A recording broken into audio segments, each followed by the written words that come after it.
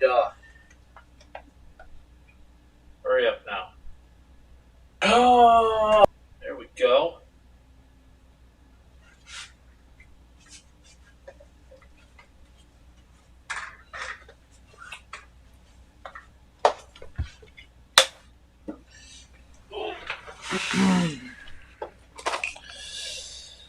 All right, Governor. Still cared about your fits. Still cared about your fits. Still cared about your fits. All right, enough fooling around. How's that? Is everything looking A-okay?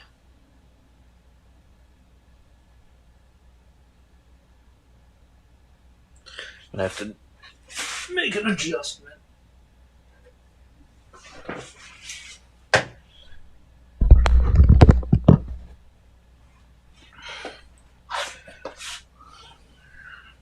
All right, what's up, everyone? Janitor Jake here, and give me a minute to get everything situated, and I will get going with the live stream. And I'm going to have to adjust the camera here in a little bit once again.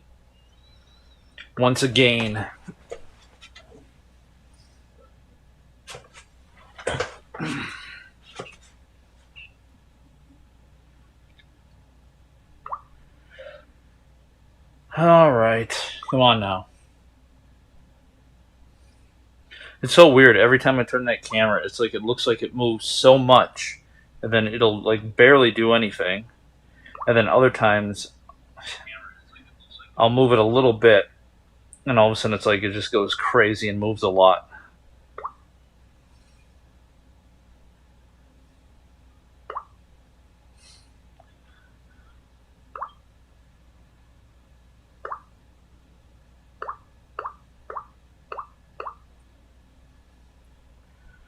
All right, looks like we are good to go, I think. So, do a test here. Or don't work when I click on you. All right, looks like everything is going.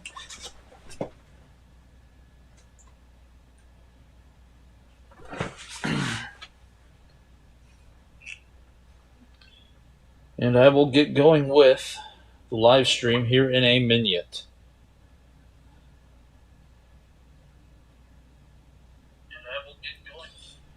All right, looks like everything is good to go. We're in tip-top shape.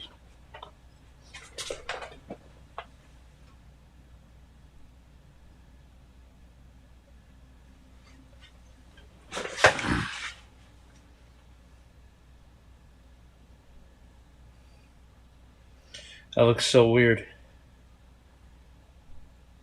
Because according to that, it looks fine. Like, I look fine, but right, like the camera is completely tilted to the side. It's really weird looking.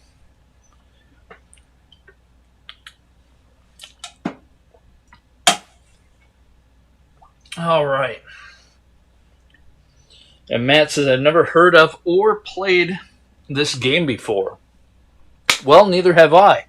And the game we're going to be playing today is Lost Luggage by Apollo, which is a new third-party game that I have, a new third-party company that I have not yet messed with. I was going to say it's a new third-party company that I've not played with yet. Well, it's a third-party company, and I've not yet played any of their games up to this point. So this is the first time I will be playing an Apollo game. Do not own the box, do not own the manual, but I did read the manual, and it seems pretty interesting. You're supposed to be a guy, and you're just chilling at the airport, and all of a sudden the luggage goes crazy, and luggage starts flying everywhere, and you got to go and try to catch it. What was really hilarious is reading the manual. It's a two-player game. Single player, I believe there are 6 different game modes. However, only 2 of them are single player, Games 1 and Game 4. What's hilarious is that in one of the game modes, there's actually terrorist luggage. So there's like a black suitcase, and if that hits the floor, it like destroys everything. So that's pretty crazy. That's pretty hilarious that they have something like that in this game. That would never fly today, by the way, but it was just funny that they like would do something like that in a video game. So anyway, without further ado, let's pop the puppy in and get going. And this game was released, I always say that. This game came out July of 1982, I believe. July of 1982, so right alongside Astro Blast and Demons to Diamonds. Alright, so we got the game plugged in, so let's get to cracking, shall we? Oh, don't tell me you're going to be like this.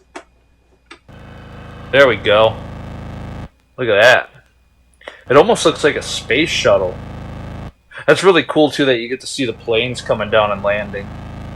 There's a jet. I really like the aesthetic of it. And so game number 1, and this is easy mode. And so on easy mode, you get 2 people. On hard mode, you only get 1. So I'm going to try to start the game by pushing the button. Otherwise, I might have to hit game reset. Here we go.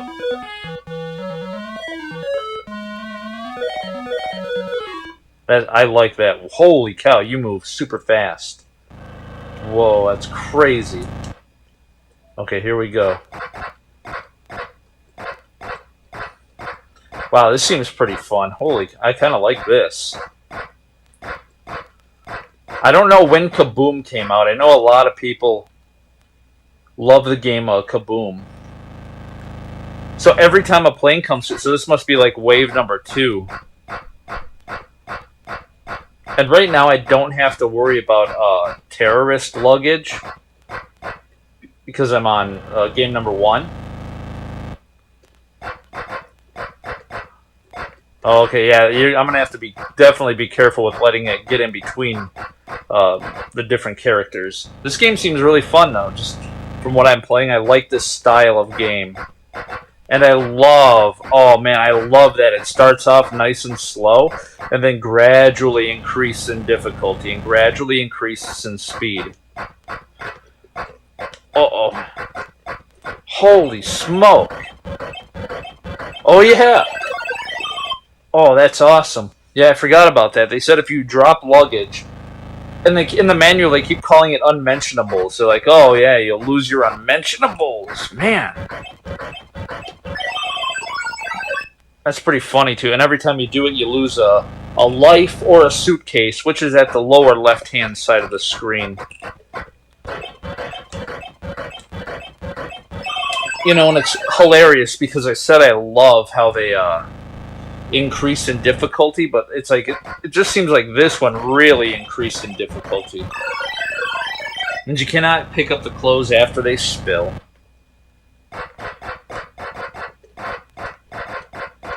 Darn it. You're gonna really have to get used to that. They move so fast too. Really gotta get used to that control. What is this now? Oh, I lost.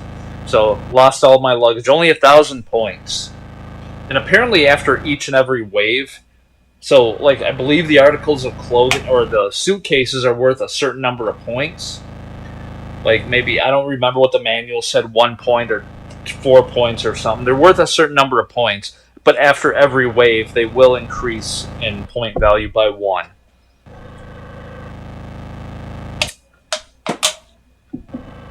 Alright, so I got 1,000 points. See if I can get up to 2,000. I don't know if you can roll the counter over, and I don't know what the max wave is. They never explained it in the manual. I figured in the manual they would have said, like, how many waves there are, or something like that, but because in some games they would mention it, like, it'll go up to, like, wave 16, like, that's where the hardest difficulty, usually in game select. So if you go to, like, game mode 9 or whatever, that's, like, the hardest difficulty, which would be, like, the toughest wave. Like, for example, Space Invaders, the hardest wave is wave 5, and then after that, like, wave 6, wave 7, it's just all maxed out. It's just wave 5 over and over. And I don't know what the max wave would be in here, if there is one. I mean, there's got to be one. It's got to max out at some point.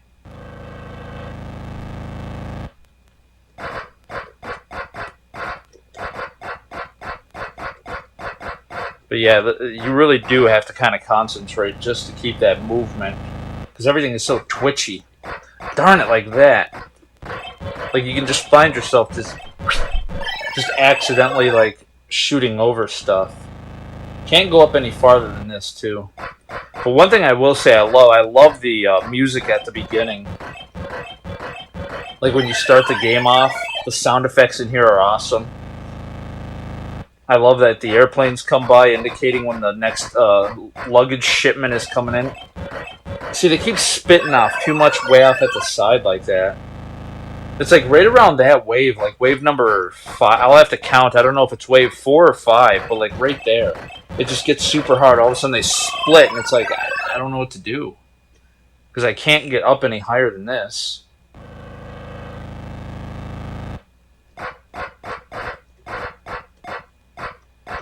And if you let it, that's the problem. If you let it go in between, then it's just like it right through. Kind of a pain in the butt. Did not even make it to 1,000. And like I said, that's so weird for me. Every time I play these old Atari games, I'll do really, really good the first time, and then after that, it's just trash. I just do absolutely horrible. And now it'll take me like 3 days of playing this hardcore to get back up to 1,000 points. Alright, come on now.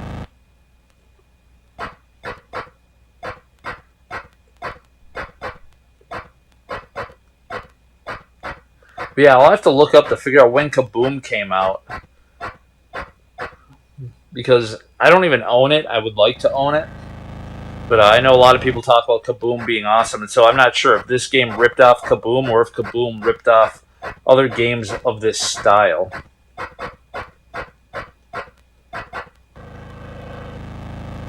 For me personally, I wish that the suitcases would not go in between your characters. I mean, obviously it makes it more of a challenge, which is good, but it's just, like I said, when they start getting in between you, and then you end up like accidentally pushing up or something on the or down, accidentally pushing up and down, you can like circle around it by mistake. I hate that. I hate circling around stuff. See right here.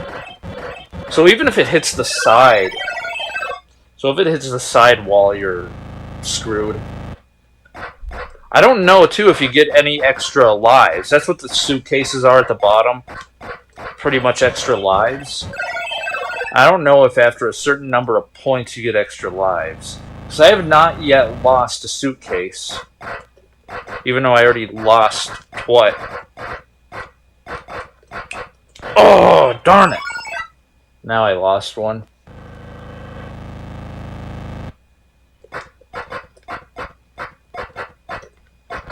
See, like right there, I don't know what to do. I'm gonna do it one more time and try to keep an eye on the wave so I can figure out what wave count that is, where it really like kicks her in the goose. See right there, I could have hit that one, but I accidentally like scooted down and dodged it. Alright, so I'm gonna do this one again and see what wave kicks off. It's funny too, I mentioned already, but the luggage carousel looks like a UFO.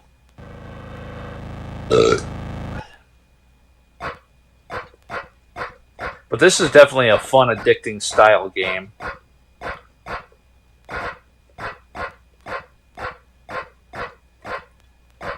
And I should look up online too to see like what you can max out at. Like if you can roll the counter over, how many points would it take to roll the counter over? Would it roll over after 100,000? Or will it roll over after 1,000,000? Like, that's ridiculous. If you have to get all the way up to 1,000,000, it's like, that's insane. It would take forever. So this is already wave 3, and things have already started getting hard. So it must be wave, well, maybe wave 5 then.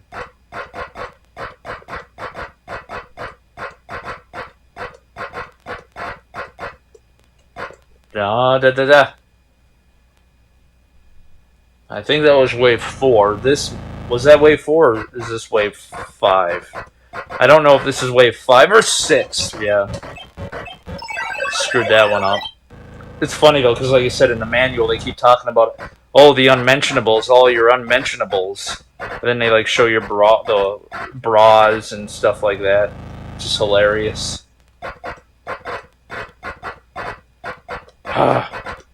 Nope. Darn it. Yeah, I'm not sure how many points you... Because apparently you get like an extra life or whatever after so many points. Darn it, man. Holy cow. Because I can't keep it straight. I have to just go straight left and right and not this up and down garbage. And it's hard for me to do. Like, he keeps going down and missing everything. But then that happens. So that's why I have to go down.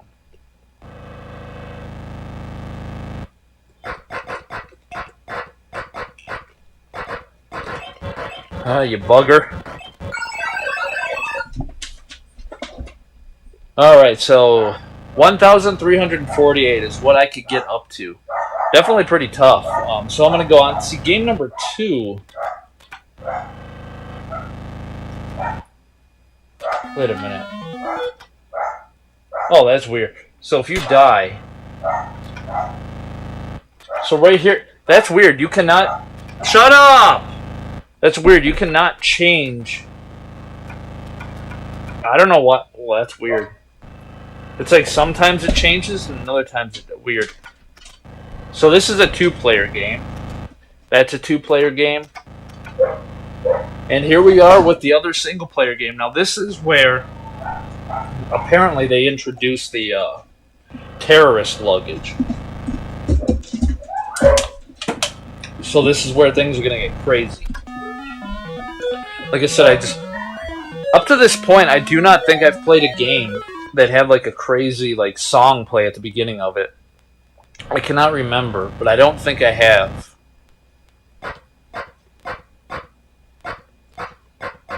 That must have been the terrorist suitcase. Oh, there it is, the black one. So there's a gray one, but then there's the black one. I love that they made it like jet black, so you could actually tell.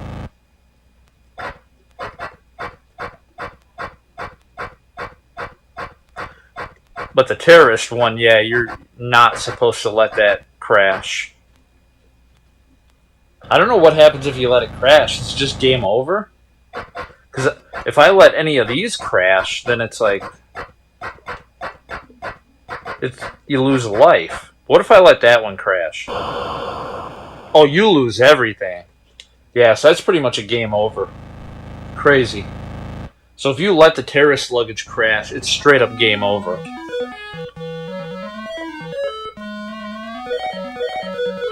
Yeah, I love that song. I don't know what that song is. I don't know if it's based off of a real song.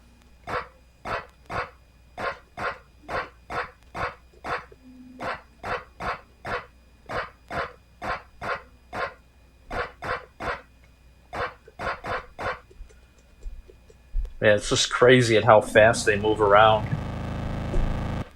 Yeah, not really, like I said, a whole lot to say about this game. It's fun. It's addicting.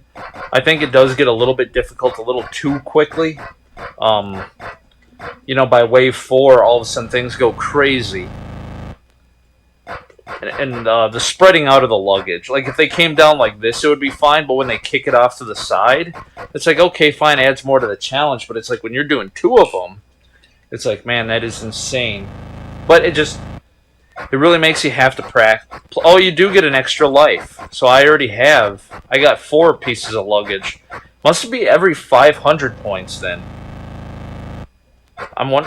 Yeah, right there, like when it did that, it's like now you...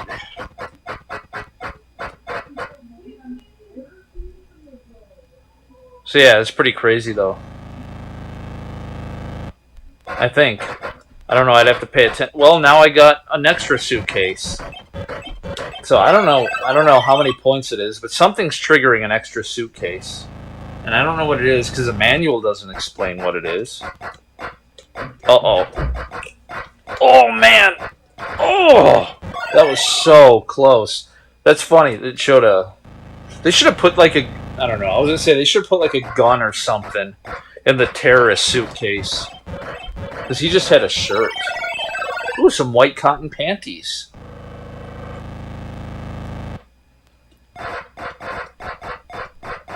That looks... I'm sorry for anyone, but that looks really bright over there. I didn't realize how bright this thing was. I'm going to try to fix that here. I'm going to make an adjustment to see if that looks any better. Because on here it looks normal, but over there it's like the gameplay looks extremely bright.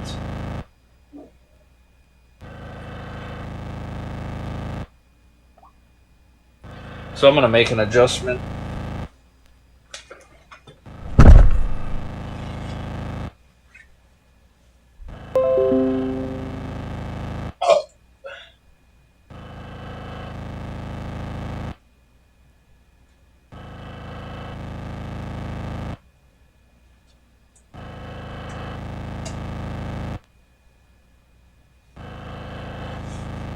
Well, hopefully that's better. Hopefully that's better. Certain games, though, like, will come through super, super dark, and so I have to brighten it up. Let's see if this is any better now. That looks a lot better. There we go. Oh, I apologize. I guess I should have paid attention to that. Darn it.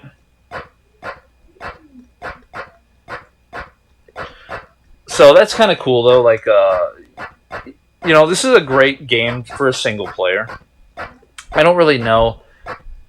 I know they do, like, make different adjustments for the two-player options. But I'm not playing two-player, only single-player, so I don't really care about the two-player mode, so I don't really know what they do.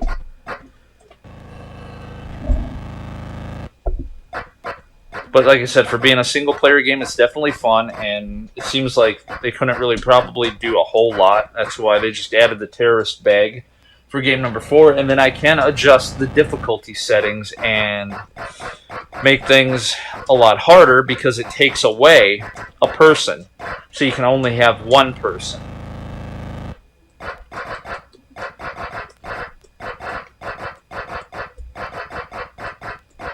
It's really fun, though. It's like, it's got that satisfying feeling to it, like when you can just do this and grab all the luggage. But when it does that, I'm not a fan of that. When something gets by you, it's so hard to like get down there and grab it because you always you'll overshoot it. It's like, what's weird is like once you do it once, it's like now I'm screwed. Like now it's gonna be so hard to get back on track of that. Like, why are they just kicking them out like that now? I think, well, whatever. I think a lot of it is, like, super random. So we'll go back to game number 1. And then I'm going to play a little bit, and then I'm going to kick it over to hard mode. But, like, right here, when it comes out, okay, fine, it comes out nice and slow. But I think it's pretty random. Like, right here, it's even kicking it, like, really far to the side. But then I might start over, and the next time it won't do it. It'll just kick it straight down. There'll be a lot of them that just kind of come straight down. But now, for some reason, the game seems real heck-bent on just kicking everything off to the side like this.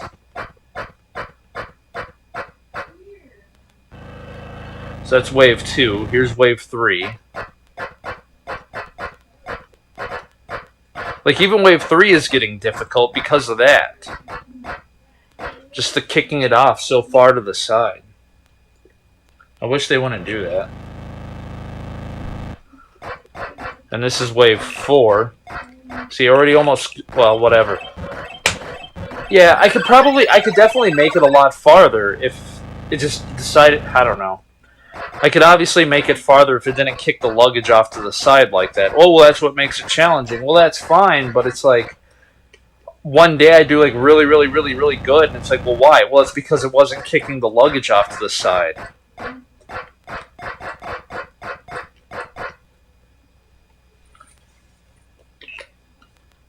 Button doesn't do anything either.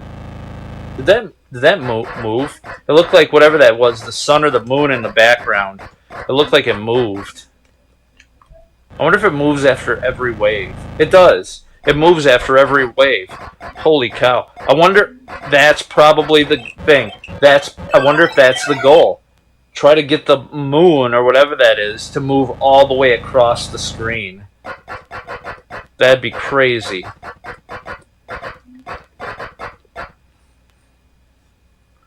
Yeah, I don't know how far I could get the moon to move across.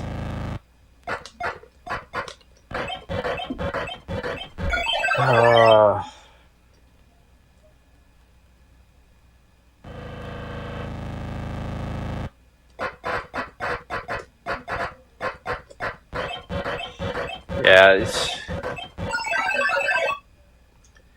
At some points, it feels like it's going to be impossible. Like, when they shoot everything, like, way off to the side, it's like, that's impossible now. There's nothing I can do about that. When they shoot two of them out, it's going that way. It's like, there's nothing I can do. Because by the time I grab the one, I'm not going to have enough time to grab the other. And now they're even moving, too. Like, they're coming down straight, and then they're wiggling out of the way. Well, I hit 2,000. That's pretty cool. There's a comb. So 2,193. All right, awesome. I hit my goal. So I'm going to go to hard mode. And we get to see him disappear. So here we go. See how tough this one is. Oh, it's still moving, though. The moon... So you can still continue.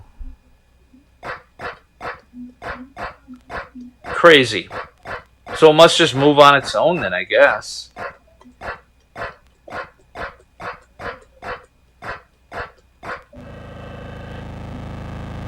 Unless you start the game completely from scratch. See, I thought the moon was moving to indicate a wave.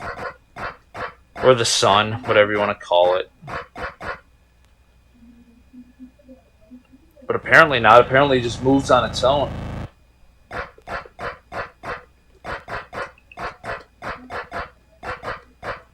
Well, at least by doing this, I don't have to worry about luggage going in between me and my partner. So if you hold up, he'll sit there and walk in place. It's kind of cool seeing the walking animation. Yeah, I screwed this all up.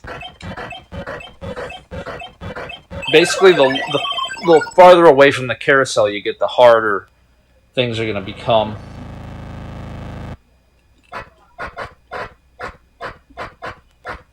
Yeah, I already goofed all this up, so...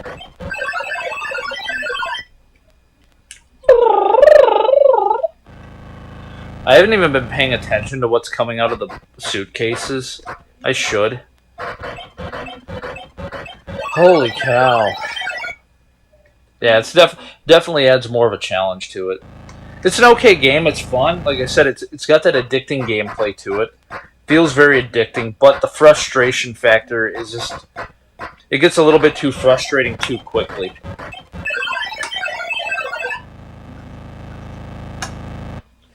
So it kind of reminds me, it's not as bad, but it kind of reminds me of like Chopper Command, where it's like, okay, this is fun, bam, and then it just hits with difficulty. And Maniac Matt says, unmentionables everywhere. Now you have to get Kaboom to see if it's better. Yeah, I definitely have to pick up Kaboom. Because like I said, I don't know when Kaboom was actually released. So that's going to be something I'll have to look up, figure out when that was released. But I definitely need to get Kaboom. That one you actually catch bombs.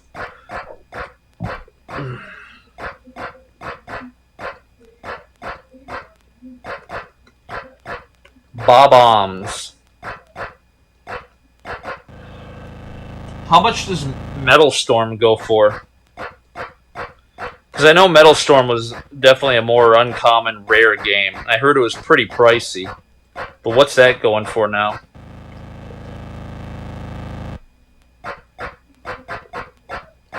Yeah, so each briefcase must start off with 4 points.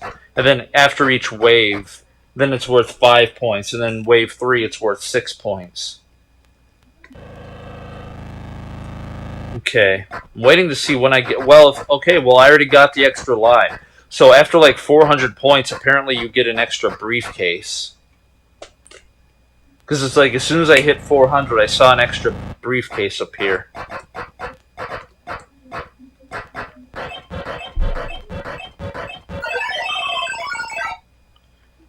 I didn't even pay attention. I said, oh, I'll pay attention. Whenever the crap spills out all over the place. There, I got another one at 800. Must be every 400 points then you get extra briefcase.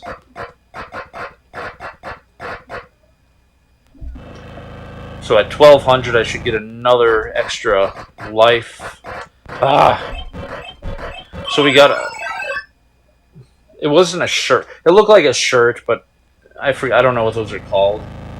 And then it looked like a bra, a comb, and something else. You son of a gun. Stockings. Look like stockings were in there. There's a lot of combs. I always seen combs come through. There we go. See, that's what I'm talking about. So it goes for about 140, huh? Crazy. So we got a bra, a comb, stockings, a shirt, and a bra. I'm assuming those are stockings. I don't know. They look a little bit too long to be socks, but they could be socks. Holy cow, I can't believe I got that. Pants, white cotton panties, a whole, and I don't know what that purple thing was over there. That looked weird.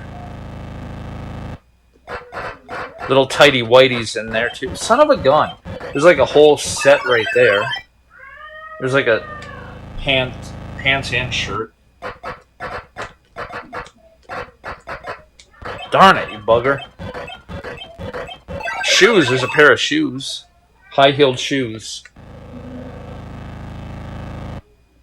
Luckily, I didn't have to pay that. Yeah, it's always awesome when you can find like a really, really expensive game and get it for like a good price. Maybe not dirt cheap, but it's nice if you can get it for a good price.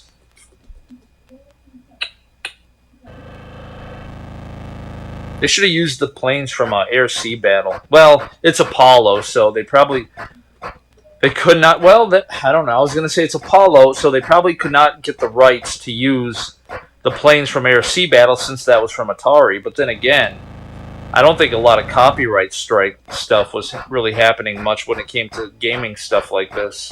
I want to keep playing because I want to see what happens when that moon gets all the way across the screen. Will it loop back to the other side? But see, like, oh man, in games like this, I think it would be funny to like have Air-Sea Battle going off in the background. Like, it would be funny, like you see the plane going by, and then you see like the cannon pop out and shoot down a plane. It's like I really wish like games would have done more of that, tying in like previous games. It's kind of like the Mario universe. That's why I love like the Mario Brothers universe when they're able to tie in stuff like Kirby and tie in stuff like Legend of Zelda. I think Kirby's part of Nintendo. I don't know if Kirby was made by like Nintendo or if it was made by a third-party company. But like Legend of Zelda fits in the same universe as Mario. You son of a gun. I guess those are pants, overalls? I don't know what those are.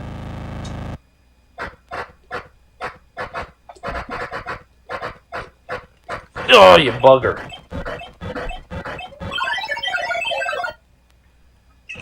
So it wasn't dirt cheap, but it was a price you could not pass on. Yeah, that's the thing, is it's probably at that price where you're like, oh, I don't really want to spend it, but if you don't buy it, then you're going to probably regret it. That's nice. Yeah, it's probably going to be one of those things you would regret if you never actually went and bought the thing. Kind of like me with Custer's Revenge. Found Custer's Revenge complete in the box, and it was a good price, and I was like, I don't know, maybe I'll get it before I leave. And then it already sold. Alright, so it looks like the moon it loops back around, so.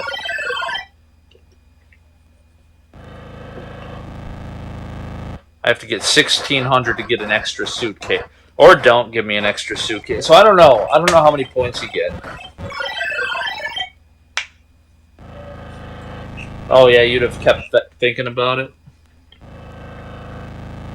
That's exactly what happened. I'd have kept thinking about it. Yeah, I've gotten to that point too, where it's like if I see something I really want, I'm debating on it. It's like, you know what, just get it. And then if worse comes to worse, just sell it later.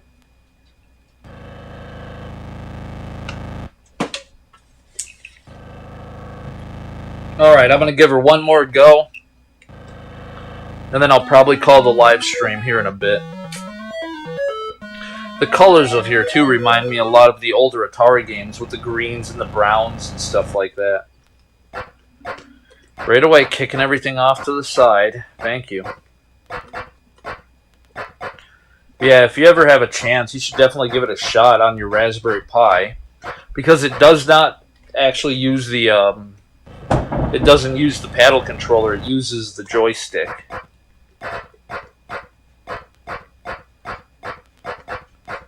Obviously, it would be a little bit more fun probably using the paddle controller, but you wouldn't be able to move up and down. You would have to just go right to left.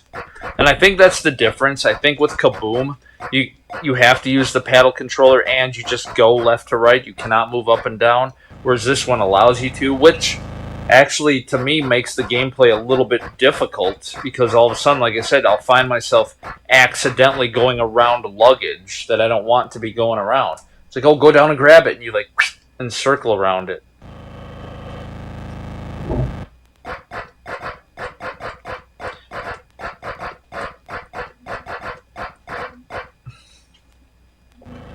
But otherwise, it's definitely a fun game.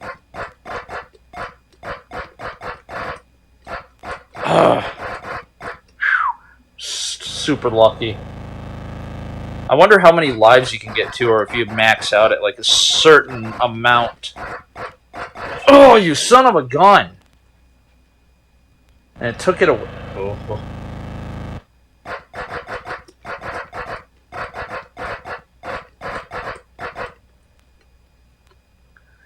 Or, like, I wonder if it goes all the way across.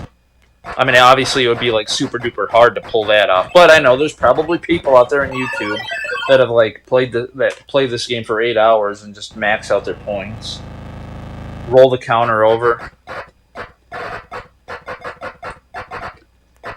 Oh, that was lucky. And I'm not even up to 2,000 yet. Finally, geez, getting there. Come on.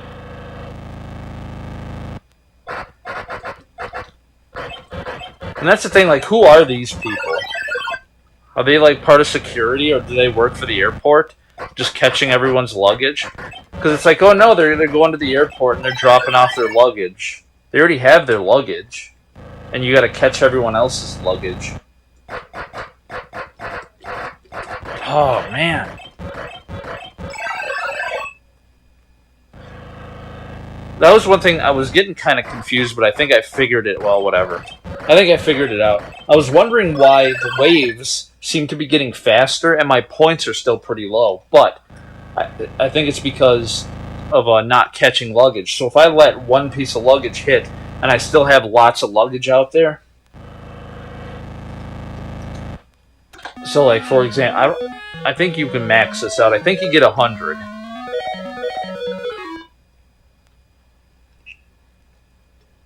Hold on a minute.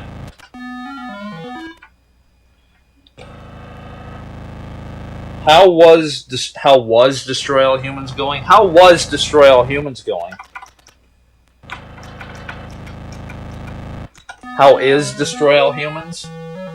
Yeah, Destroy All Humans is going pretty good. We went to obviously the first game we got through Turnip Seed Farm, and then went to the fairground area, and that was fun. And then we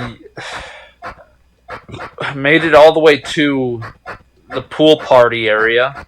We did the pool party thing, which was pretty awesome. There's a lot of crazy stuff going on. And then we got to the next area. So we're getting through it slowly but surely. And like I said, we played it like how I wanted to play it before. Without...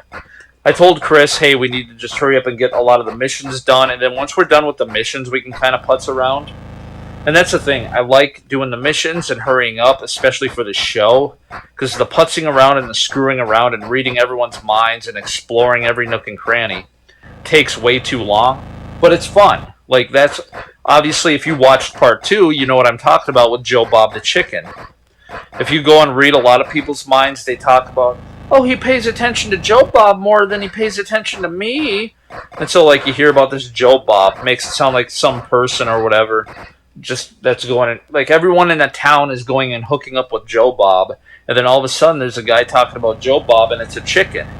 And so it's like you won't find that stuff out unless you actually explore every nook and cranny and read everyone's minds. There's so many little Easter eggy things out there, but it does take time to actually explore and find all that. But doing it for the show, it just takes forever. It takes so long.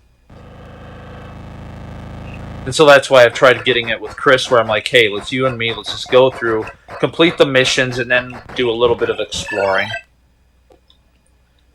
But it's definitely a fun game. There is so much to do in that game.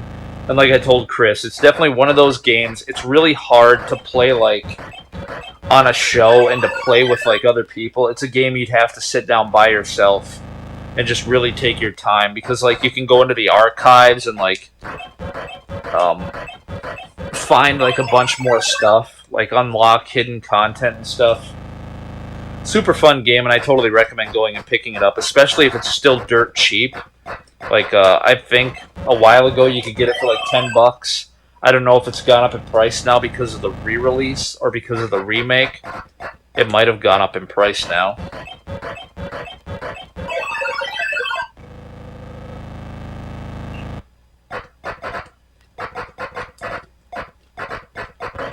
Yeah, that's what makes this game hard. That's why I do good some games, and other games I do bad. It's because sometimes the random number generator will keep the luggage coming down more straight, whereas other times it's kicking it off all willy-nilly off to the side, and it makes it super hard and frustrating.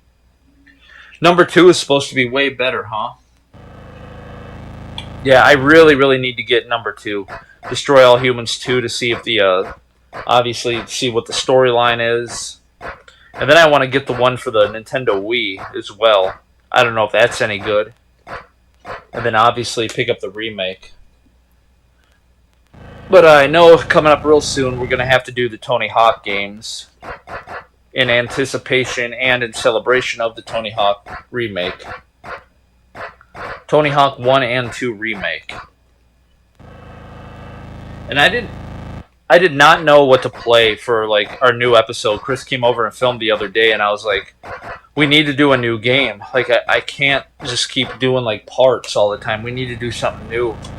But I don't know of any game. It's getting to that point where I don't really have any games that I can throw in, play it for an hour, and beat it, and have it done like in one episode. That's why I love the older games like Sonic the Hedgehog 2 and A Nightmare on Elm Street, because those games you can just sit down, one episode, you watch it from beginning to end, and it's done, and you move on.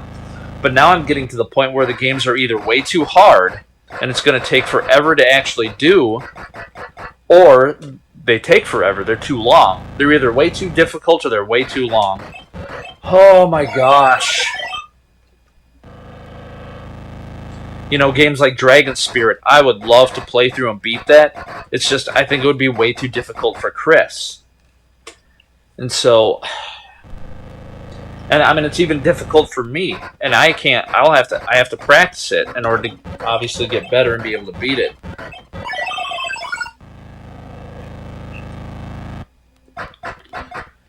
And so I figured, I was like, well, you know what? I've been wanting to play Donkey Kong Country 2, Diddy's Conquest. And that one I know you can save. So I figured out, what the heck? Let's save. Let's just save it.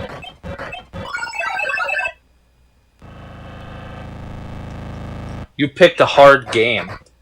So you said Diddy's Conquest is supposed to be pretty tough. You're going to have to change the scope of the show. Yeah, right now we're just kind of going off wing. Right now we're just kind of winging stuff. You know, we're gonna play Destroy All Humans, and right now I'm just thinking, screw it, let's do Diddy's Conquest. At least we can save it. We're gonna try to hurry up and knuckle through these games and get everything taken care of. I'm kind of getting away from doing like the good endings. I don't mind that. For example, like Castlevania 2 Simon's Quest, that has good endings and it has bad endings. As long as we fully play through the game and get everything, I think it's fine. Like Kid Clown has a good ending and it has a bad ending, but the full game. You can play through the full game and get the bad ending. In order to get the good ending, you have to do a code, which they give you at the end of the game. Once you do the code, then you start the game over, and you have to play hard mode. When you beat it, you get like an extra cutscene at the end. I think it's getting to that point where Chris and I will just play through a game, and as long as we get our gameplay out of it, it's like, okay, it's fun. Do you think it's worth it? Oh, definitely. There's a good ending, so you can actually... it adds a lot of replayability to it. Because like I said, especially doing it the way him and I play, like marathoning games, it's way too difficult to do that.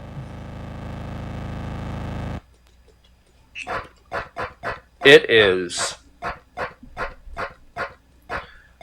No, I think Diddy's Conquest is going to be the easiest Donkey Kong game ever. I do, well, whatever. Never mind. I was going to say, there was something in there I think it was really cool, thinking of Donkey Kong. But you'll just have to watch the episode. Well, you already know it. I think it's really cool that they implement a little bit of like Donkey Kong Jr. in there. Like the climbing up the ropes. When you start climbing up the ropes in Diddy's Conquest, the first thing I thought of was Donkey Kong Jr. I thought it was awesome. I love that game so far. From what I've played, that game is super duper fun. I love the look of it. I love the atmosphere, the graphics.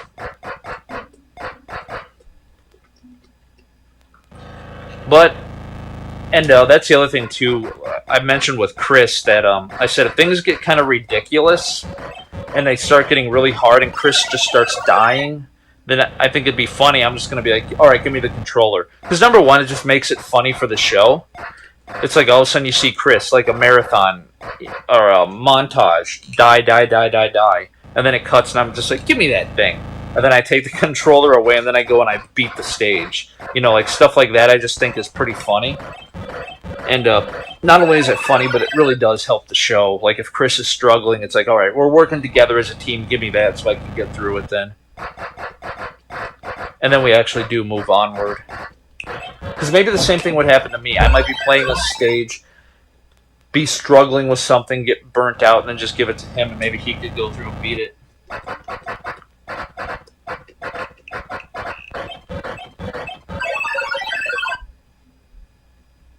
Once I get up there, we'll have a few games to record. Yeah, I definitely want to go through... Well, one of the things I wanted to do, depending on when you come up, I guess I could just do it and not matter. I want to do Kid Clown. I think it would be fun. I also would love to do the harder games.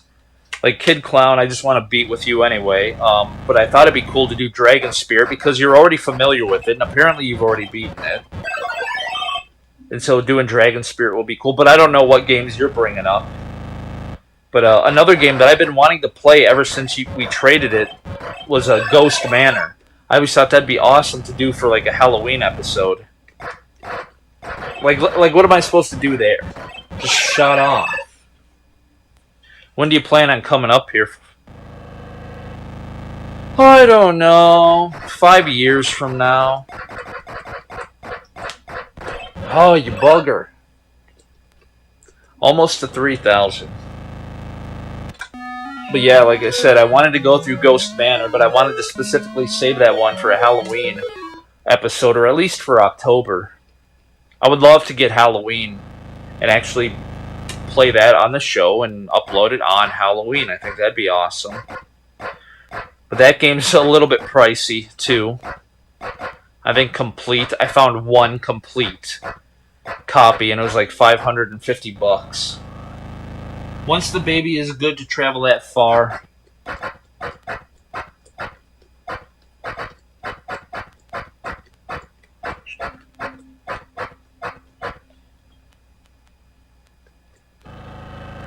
Ghost Manor might be a good game for me and Chris.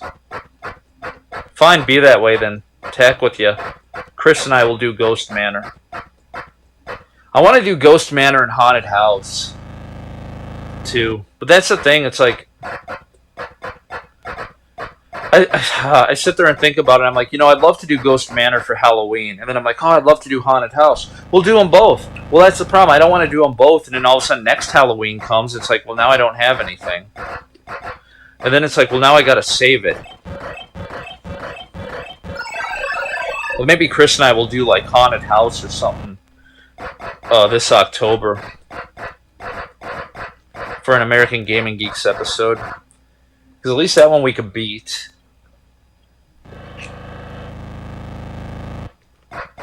Once the baby can drive, then you'll come up here. Once he gets his license.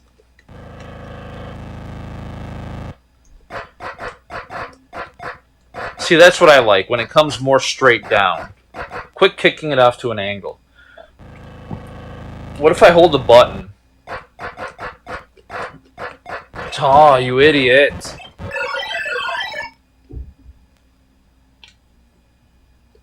Come on now. I don't think holding the button does anything, but I'll try it. Mash the button. See, and then mashing the button, like I said, you're sitting here doing all this twitchy crap. I'm going to break the controller doing that. Do all that twitchy nonsense, and you like, miss the luggage. Darn it. Fun. But I'll bring enough games I know it can be to give you at least a month of one offers. Yeah, that'd be awesome. Get some games over here, sit down really. You better come over then and actually play. I mean it too. No screwing around. No coming over here and being like, okay, I got about an hour. Oh, thank you. We have an hour to beat 5 games. Nice. Nice. Easily be able to pull that off.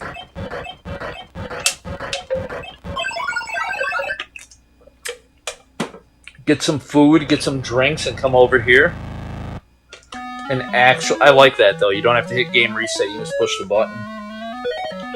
But get some food, get some drinks, get some snacks, come down here and just marathon some games. And beat the son of a guns. But yeah, like I said, I'm getting to that point where I don't necessarily care about the good ending. Unless it's something... What was the last game Chris and I played where we had to do the good ending? I thought we just did one, and I'm having a brain fart. But we had to do something because there was like extra stages. Oh, it was Dinosaurs for Hire. Yeah, if you get to... Well, and technically in Dinosaurs for Hire, there's a better ending if you play it. You can play it on easy, medium, or hard. If you play it on easy mode, when you get to the first like frozen dinosaur boss, the game will end. But if you do it on easy mode, then you get to the final stage and the final boss fight, which is crazy. And then if you do it on hard mode, it's all the same, but the ending scene is a little bit different. Like the little cutscene at the end changes slightly. It's not really that big of a deal.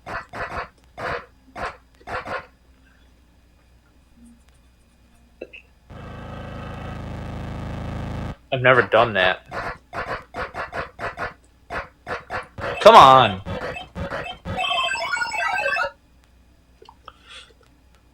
But like I said, yeah. I don't know what you're talking about. You've never done that. Because I'm sitting here yakking up a storm, so I don't know what you're responding to. Oh, wow, that was lucky.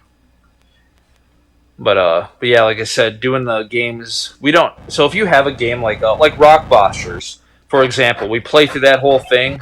We got through it. It was a lot of gameplay. It took us a while to do. I thought it was worth it. I thought it was fun.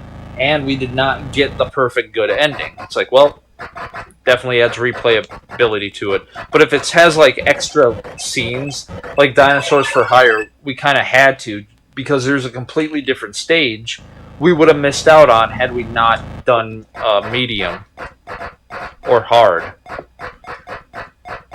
Same thing with Star Fox. Like, I want to play through and beat Star Fox on Super Nintendo, but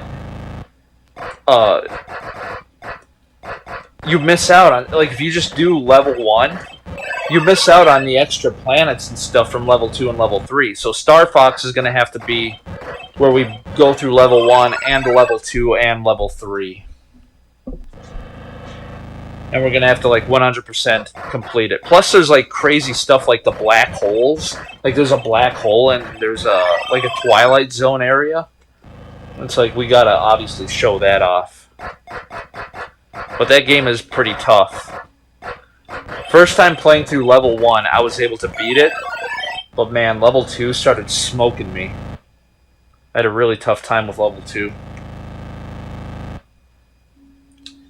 I've got short games, so we would be good to go. Awesome. Awesome. So anyway, I think I'm going to call the live stream here. Um, like I said, definitely a fun game. It's fun up until you get, I believe, like up to wave 4. Once you get to wave 4, it gets really, really chaotic. And that's the thing. It's not even like the fact that they're going faster. It's what makes it hard is that when they kick, like that is easy, but that when they start kicking it off to the side, it gets super, super tough. And sometimes almost impossible when they do 2 of them like that. It just gets ridiculous. And makes it almost like not fair. Like I said, all of a sudden I could easily get up to like 3,000 points. But then all of a sudden the next time I play through it, nope, tough. It's going to be way too difficult.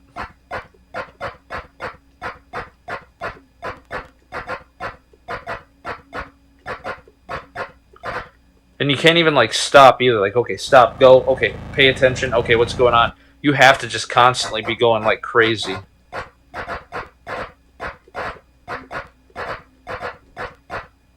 I could try the stopping motion, but I don't think it'll work very well. 5-0 goes west.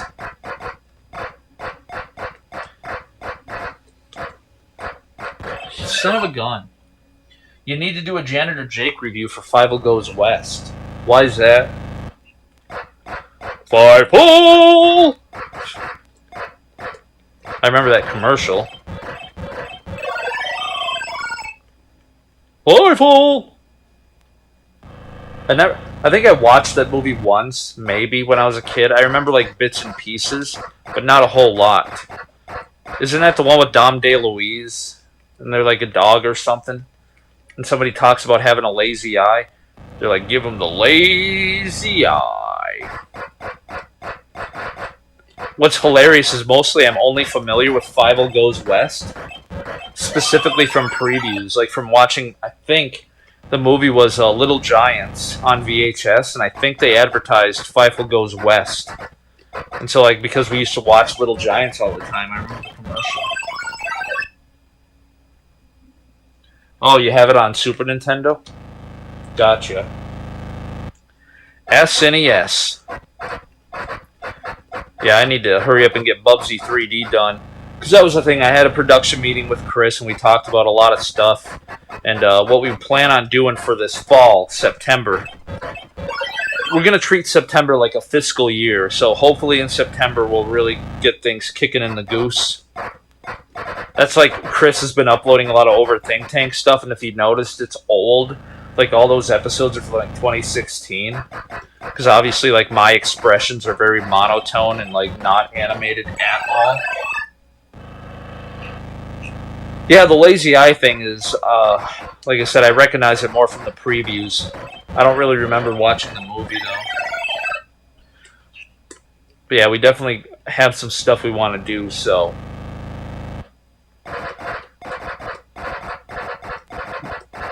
That's why, like I said, I really need to get 3D done because I want to get Bubsy 3D and Paws on Fire done in August so I can have like a fresh go in September. But doing Bubsy 3D is just ridiculous. It's so much work, just so much editing. The killer for all that editing is like the audio narration. So like when you hear me, when you hear my voice and it's like just a bunch of video game clips, that, oh my gosh, it just takes so long. Like it took me 4 hours and I got like, I don't know, like that much done on the timeline. Like 4 hours took me to do like 20 seconds worth of stuff. It's like, that's ridiculous. And that's just me going through and collecting the footage and everything.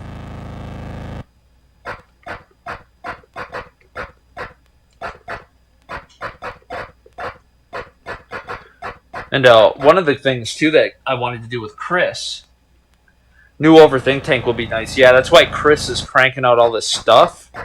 Because we have some ideas. That's why you might notice, like, really weird things happening in the Overthink Tank. Like, there's certain weird glitches you might notice.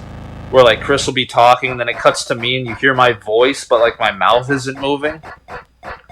Or all of a sudden, like you'll see me do something like, and then it cuts, and I'm like deja vu type stuff.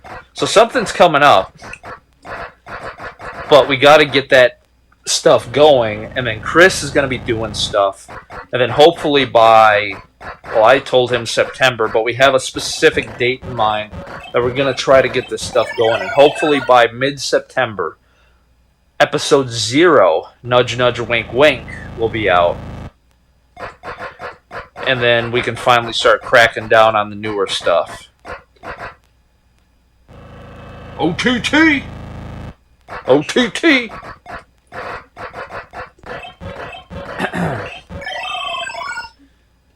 Because like what you said, like Janitor Jake's cinematic universe, but we have like a lot of crazy stuff we're doing. Oh my gosh. Where it's like if you follow along, you'll, I don't know, there's like a bunch of weird Easter eggy stuff we're doing. Like, you see how fast that came out? I'm only at 1,600.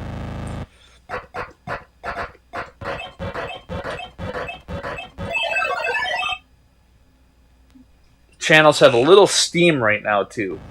A little bit. Yeah, like I said, I kind of like garbage like that. Yeah, like I was talking to Chris, I want to do stuff like with Destroy All Humans, where the remake is coming out, so we got to do the original game. And I definitely want to keep up with that. If there's going to be a remake coming out, well, then I want to do the original.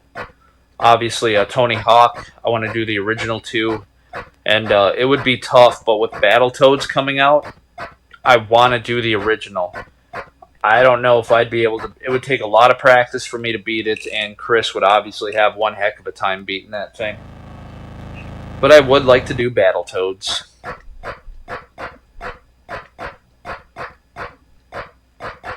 That's the thing too, like with a lot of the stuff like American Gaming Geeks and stuff like that.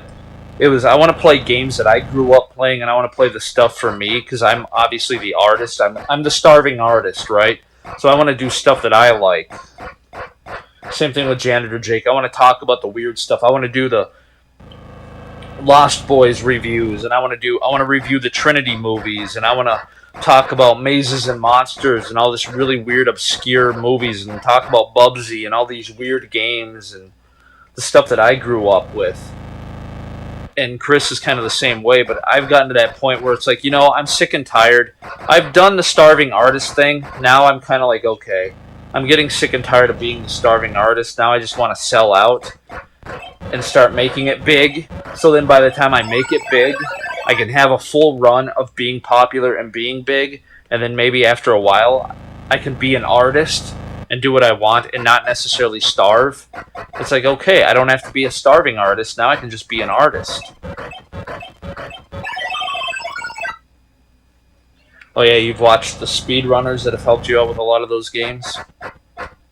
Yeah, and that's the other problem too with American Gaming Geeks, is I like doing stuff blind, because I like reacting to it. I like getting the reactions out there, which is kind of like, well, Destroy All Humans was blind, and Diddy's Conquest is a blind playthrough as well. And so I always kind of like that, where people get to see our authentic reactions. But it sucks doing it blind, because you can do things two different ways. One, we could have done Dinosaurs for Hire blind, which would have been brutal. Or I could play the game and know the ins and outs of it, and then you can watch me just fly through it, and I point out all this stuff. It's like I almost have to have two different channels to do that. One where we play through it blindly, and then the second channel where I go through and speedrun the sucker. No death run.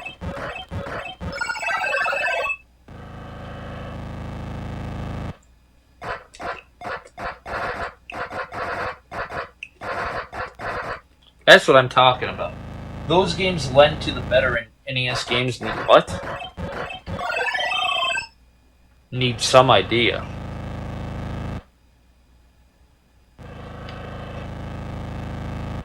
Those games lend to the better NES games need some idea.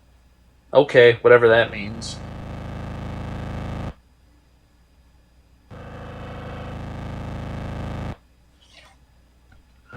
So, anyway, I think I'm going to call the live stream here. Definitely a fun game.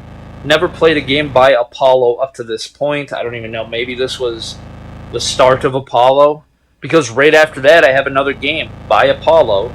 And that game is Space Cavern. So, Space Cavern by Apollo is going to be the next one. So, 2 Apollo games right in a row. And then coming up soon will be the ColecoVision. So I have this one, Space Cavern, Star Wars, baseball, football, and then Berserk. And after that, we're hitting up the ColecoVision. So if I play every day, a week from now, next Saturday, we will hit up the ColecoVision.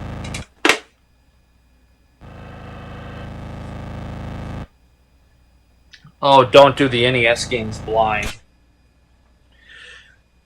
Yeah, doing blind playthroughs work good for like PlayStation 1, PlayStation 2, Xbox, any of the games like that.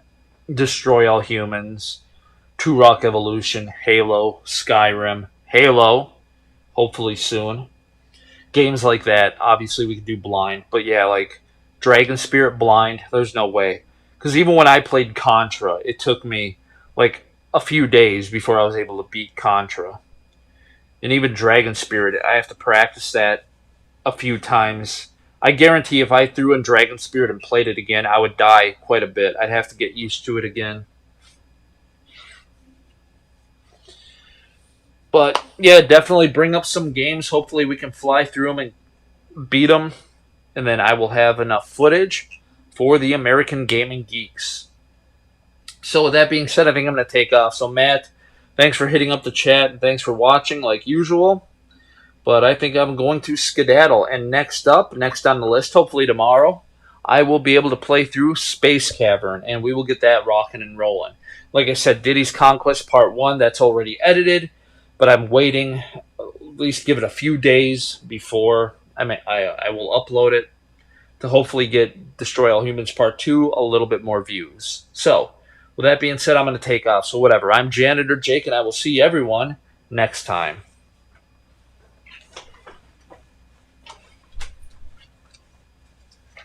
See you all